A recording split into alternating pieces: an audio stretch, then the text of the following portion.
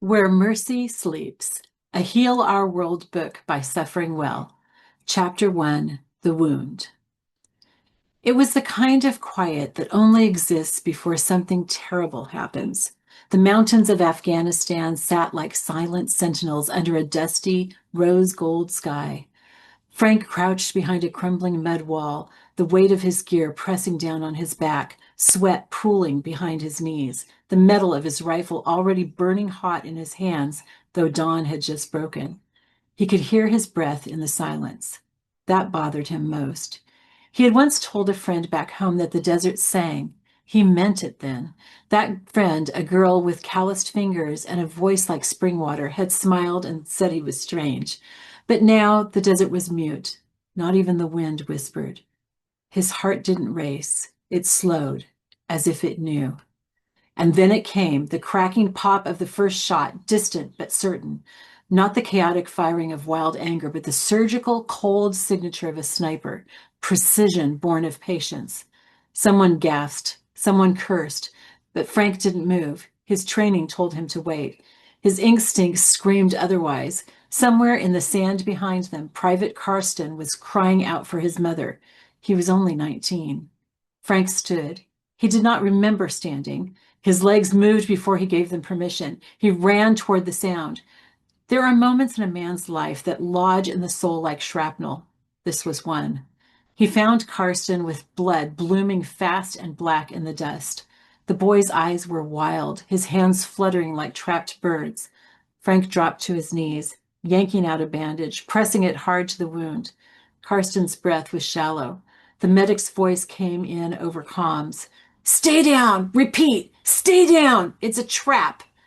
Frank's hands didn't listen. Bullets began to fly. One snapped the air by his head. Dirt kicked up beside him. His mind blurred. Karsten's lips were moving, but Frank couldn't hear. The boy grabbed his hand, and Frank grabbed it back, just as the second sniper hit its mark. The world vanished in a crack of white light. And then darkness. A long tunnel of silence. A world that no longer made sense. He came back in pieces. The hospital was bright and full of clean smells. He hated it. His chest was bandaged. His hearing came back slowly, but the worst wound was invisible. It was the one that crawled into his dreams at night and shouted at him during the day. They said he saved Karsten. They gave him a medal. He buried it in a park 2 months later, alone and shaking, wondering if Karsten's mother would ever forgive him for not saving her boy sooner. After the army, the silence came back, not the peaceful kind, the kind that wraps around you like a python, squeezing until the only thing left is the echo of everything you've ever done wrong. He drank. He wandered. He stopped trying to explain the noise in his head. Years passed, or maybe it was only weeks. When time isn't marked by paychecks or family birthdays, it becomes a long and blurry river with no shore. Eventually, he stopped looking in mirrors. He didn't like the man staring back. But God is funny about showing up in deserts, even when a man doesn't believe he will. It was one of those late autumn mornings where the air bites your fingers and the sun pretends to care. Frank was curled against a brick wall beside a bakery that hadn't opened yet.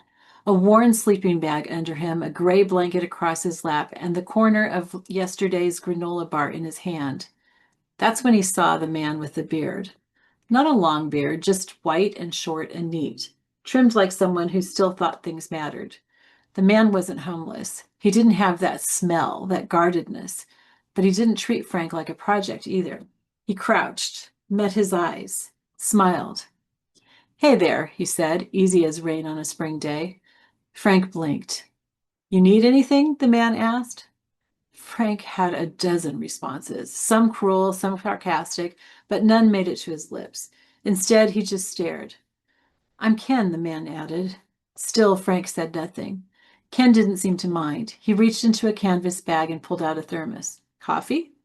Frank took it. The heat surprised him. So did the smell. So did the quiet gratitude that rose like mist in his chest. He hated that. He drank anyway.